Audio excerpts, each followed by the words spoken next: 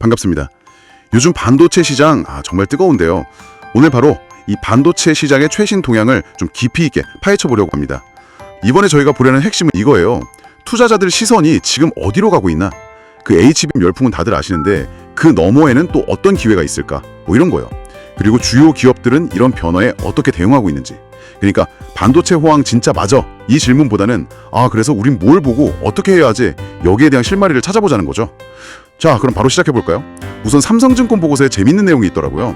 그 9월 30일에 MPE, 그러니까 뭐 반도체 소재, 부품, 장비 기업들 설명회가 있었나 봐요. 근데 거기 분위기가 이제 투자자들이 반도체 호황 자체는 뭐 의심 안 한다는 거예요. 붐은 오는구나. 이걸 넘어서 그럼 어떤 기업이 이걸로 진짜 성장할 거냐. 여기에 관심이 막 쏠리고 있다는 거죠. 네, 그게 지금 시장 분위기를 딱 보여주는 것 같아요. 그러니까 시장 전체가 좋다, 이 기대감을 넘어서서 이제는 각 기업이 구체적으로 뭘 하고 있고 또 그걸 잘 해낼 수 있느냐, 이게 중요해졌다는 의미니까요. 한국투자증권 보고서에서도 비슷한 이야기가 나와요. 미국 투자자들이 메모리 반도체 회사들의 장기 실적이 좋아질 거라는 거, 그리고 이번 상승 사이클이 꽤 길 거라는 점에 대해서 아주 강하게 믿고 있다는 거죠. 심지어는 뭐 역사상 가장 긴 메모리 업사이클이 될 수도 있다, 이런 전망까지 나왔더라고요. 그러네요. 두 보고서 다 비슷한 방향을 가리키고 있네요. 이미 주가가 많이 오른 큰 회사들이나 전공정 장비 회사들 말고요. 상대적으로 좀 덜 알려졌던 MPA 기업들, 아니면 좀 더 길게 보고 2026년 이후에 새로운 성장 동력을 준비하는 기업들, 이쪽으로 관심이 간다는 거잖아요.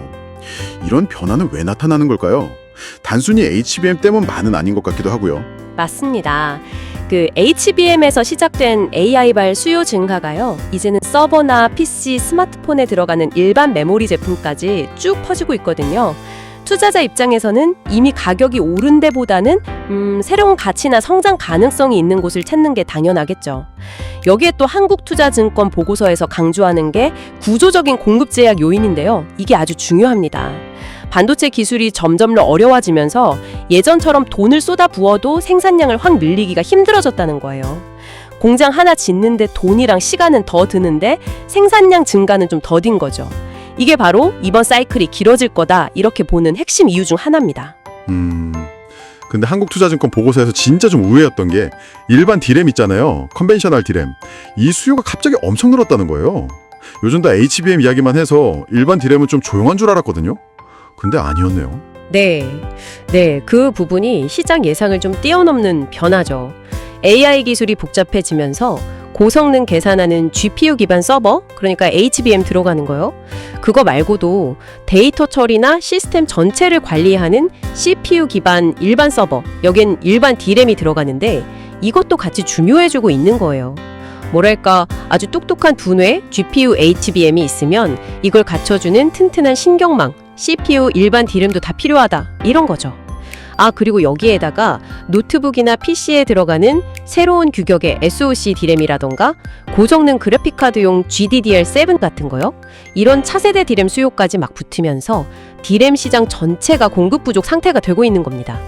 여기서 정말 주목해야 할 건 AI가 단순히 HBM 수요만 터뜨린 게 아니라 생각보다 훨씬 넓게, 그리고 다양한 종류의 반도체 수요를 동시에 끌어올리고 있다는 겁니다.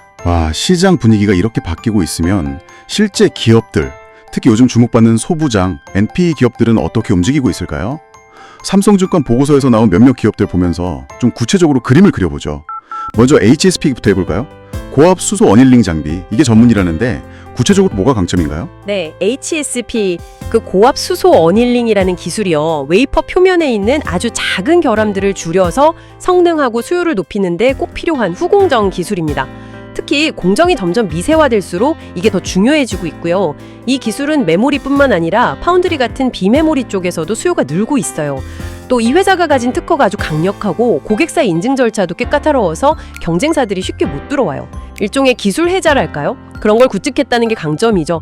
보고서에서는 파운드리 쪽 회복 기대감도 있고 또 아직 침투율이 50%가 안 되는 메모리 시장에서의 성장 가능성도 높게 보고 있더라고요. 특히 2026년이 이 회사한테 되게 중요한 해가 될 수 있다고 보는데, 뭐 신규 장비 테스트 결과나 낸드 투자 재개 여부, 아니면 차세대 D램 고객 확보 같은 것들이 그때쯤 가시화될 수 있다는 거죠. 아까 투자자들이 개별 기업 스토리에 집중한다고 했잖아요. HSP가 딱 그런 관점에서 주목받는 대표적인 회사 중 하나라고 보시면 됩니다. 결함을 줄여서 성능을 높인다. 진짜 핵심 기술이네요. 그럼 다음으로 넥스트는 어떤가요?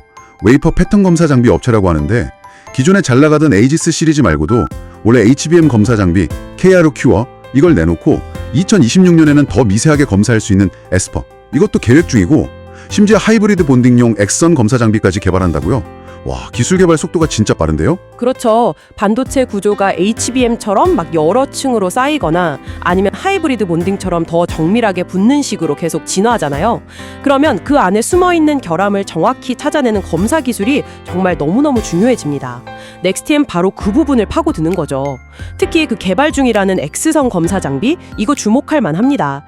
칩을 여러 개 쌓아 올리면 기존의 빛, 그러니까 광학 방식으로는 속을 들여다보기가 어렵거든요. 한계가 있는데 X선은 이걸 투과해서 볼 수가 있어요. 나중에 첨단 패티징 기술에서는 이게 꼭 필요한 장비가 될 가능성이 높습니다. 물론 단기적으로 중국 사업이 좀 둔화될 수 있다는 우려도 나오긴 했지만 10월에 중국의 자회사를 세우고 현지 보조금 같은 걸 활용해서 반등을 노린다는 계획은 꽤 현실적인 전략으로 보입니다. 기술 변화에 정말 발빠르게 움직이는군요. 파크 시스템스는 또 어때요? 원자 현미경, AFM 분야의 강자라고 들었는데 비접촉 방식 기술이 독보적이라고요. 산업용 시장에서 빠르게 크고 있고 신규 장비 라인업도 WLI 통합 장비, 후공정용 장비, 마스크 리페어 장비 뭐 되게 다양하네요. 좀 복잡해 보이기도 하고요. FAM 그 원자 현미경이라는 게 나노미터 수준의 아주 미세한 표면 모양이나 특성을 재는 장비입니다.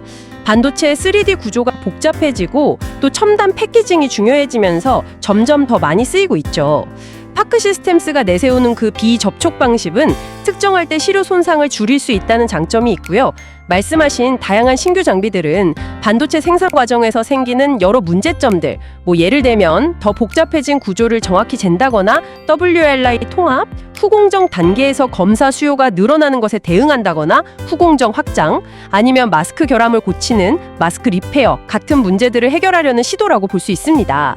MPE 기업들이 각자 자기 전문 분야에서 어떻게 기회를 잡고 기술적인 해결책을 내놓는지 보여주는 또 다른 좋은 예시죠. 다만 보고서에서는 투자에 집중하다 보니 주주환원 정책은 좀 불분명하다는 지적도 있었고요. 미국 관세 영향은 미국 매출 비중 한 10% 정도라 제한적이어서 크지 않을 거라고 봤습니다. 결국 기술 개발 투자랑 주주 가치 높이는 것 사이에서 어떻게 균형을 잡을지가 이 회사의 과제 중 하나로 보이네요. 소재 쪽도 빼놓을 수 없죠. 솔브레인이랑 한솔케미칼 이 두 회사는 보고서에서 비교적 간단하게 나왔지만 전략 방향은 좀 눈여겨볼 만한 것 같아요. 솔브레인은 D램 쪽은 괜찮은데 낸드 회복은 좀 더디고 디스플레이용 유리는 적고 OLED 소재에 집중한다. 뭐 이런 거죠. 네, 솔브레인은 좀 선택과 집중 전략을 쓰는 것 같아요. 상대적으로 좀 부진한 사업은 정리하고 성장성이 높거나 수익성이 좋은 분야, 예를 들어 D램용 시가객이나 OLED 소재 같은 데 역량을 모으려는 움직임이죠. 사업 포트폴리오를 조정해서 체질을 개선하려는 전략입니다. 한솔케미칼은 분위기가 조금 더 좋아 보이는데요.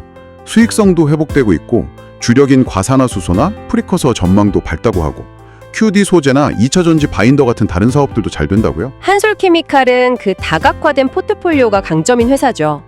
반도체 경기가 좋아지면서 주력 제품인 고순도 과산화수소, 이거 세정용이거든요. 그리고 프리커서 수요가 늘어나는 거랑 동시에 TV 같은 데 쓰이는 QD 소재나 전기차 배터리용 바인더 같은 신성장 사업들도 안정적으로 성과를 내주고 있고요. 특히 그 프리커서 매출 성장, 이거는 주목할 만합니다. 프리커서가 웨이퍼 위에 회로 그리는 증착 공정에 쓰이는 핵심 화학 물질인데요.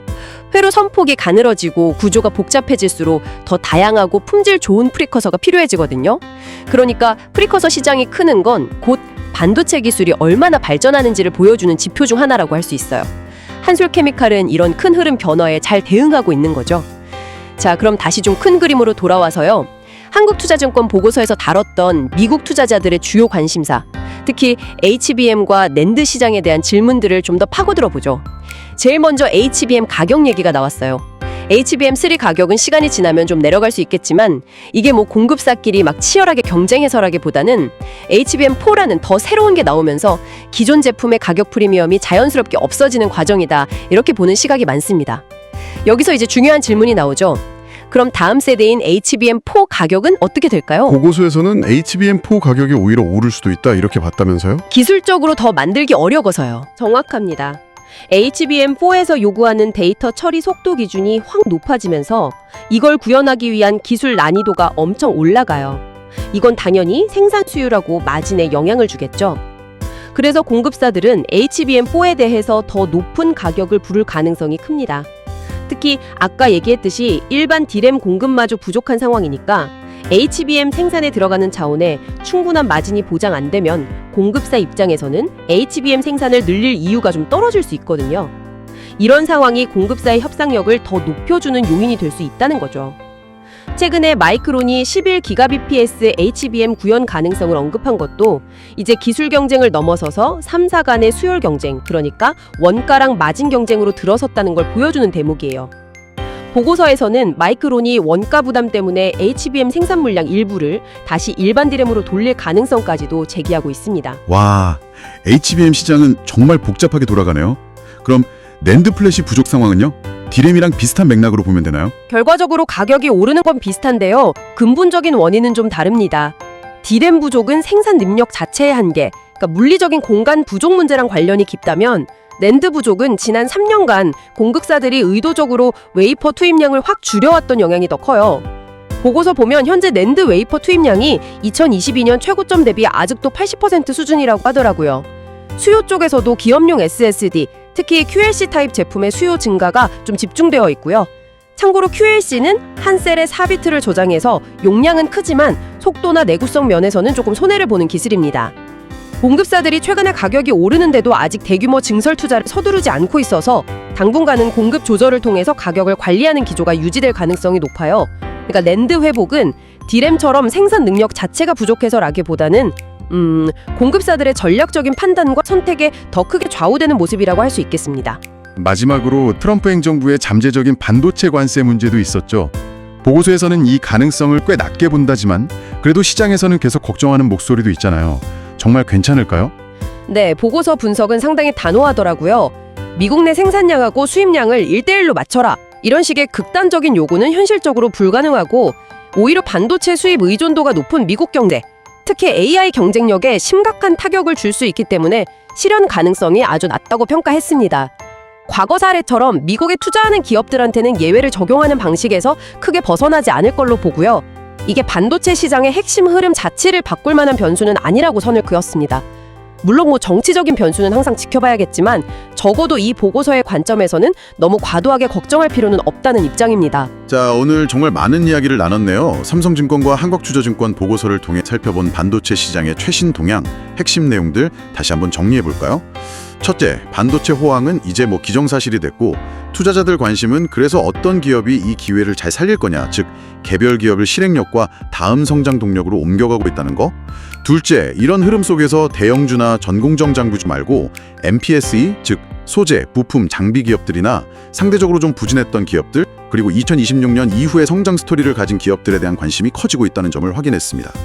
셋째, AI 아키텍처가 진화하면서 HBM뿐만 아니라 일반 D램 수요가 생각보다 훨씬 강하게 나타나고 있고요. 이게 기술적인 어려움과 맞물려서 2027년까지도 이어질 수 있는 구조적인 공급 부족 상황을 만들고 있다는 겁니다. 넷째, HBM 시장은 더 복잡해지고 있습니다. HBM3 가격은 좀 안정화될 수 있지만 차세대 HBM4는 기술적 난이도 때문에 오히려 가격이 오를 수 있고 이게 공급사들의 협상력을 강화시킬 수 있다는 점. 다섯째, 낸드 시장 회복은 D램과는 좀 다르게 공급사들이 의도적으로 생산량을 조절한 영향이 크고 당분간은 공급 우위 시장이 이어질 수 있다는 가능성. 여섯째, HSP, 넥스틴, 파크시스템스 같은 MPSE 기업들이 각자 자기만의 특화된 기술력과 시장 전력으로 다가오는 기회를 아주 적극적으로 공략하고 있다는 점도 인상적이었습니다. 마지막으로 오늘 저희가 나눈 이야기들을 바탕으로 여러분께서 한번 생각해 보시면 좋을 만한 질문을 하나 던져봅니다. 이렇게 길어질 걸로 보이는 반도체 업사이클과 구조적인 공급 제약, 특히 D램 쪽에서의 제약은요, 장기적으로 봤을 때 반도체 만드는 회사랑 그들의 주요 고객사, 예를 들면 큰 클라우드 서비스 기업들, 하이퍼스케일러라고 하죠. 이들 사이의 관계나 가격 결정 방식에 어떤 근본적인 변화를 가져오게 될까요? 이 새로운 환경 속에서 안정적으로 반도체 공급을 받기 위해서 지금과는 다른 형태의 더 전략적인 파트너십이라던가 새로운 유형의 장기 공급 계약 같은 것들이 등장하게 될까요? 와, 정말 흥미로운 질문이네요. 기술과 시장의 변화가 공급망 그리고 기업 간의 관계까지 바꿀 수 있다는 거군요. 앞으로 시장이 어떻게 변해갈지 계속해서 좀 깊이 있게 지켜봐야겠습니다. 오늘 저희가 준비한 심층 분석은 여기까지입니다. 함께해 주셔서 감사합니다.